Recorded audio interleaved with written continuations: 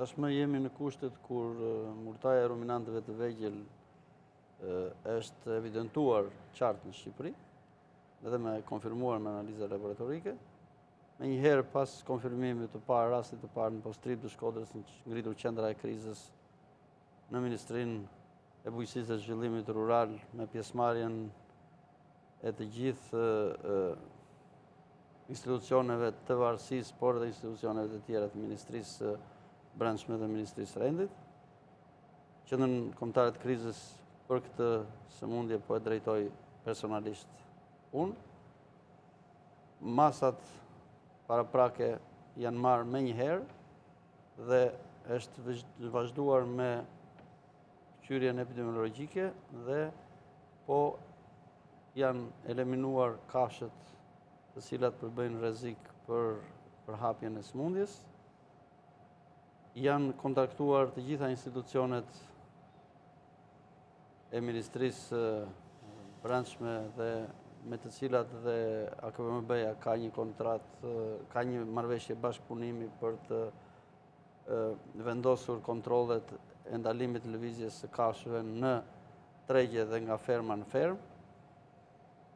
Janë izoluar për zonën 3 dhe 10 kilometra, për të gjitha zonat tashmë, edhe qendra e krizës, sa herë që del një vatër e re mblidhet përsëri dhe përditëson urdhrin dhe merr. Menjëherë u informua institucionet ndërkombëtare dhe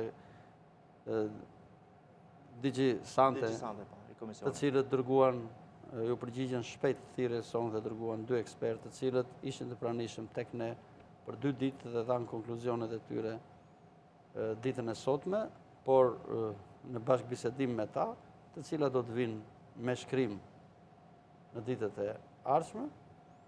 Sot kemi bërë një takim të zgjeruar me të gjithë prefektët dhe pushtetin vendor, me të gjitha bashkitë për sensibilizimin e situatës.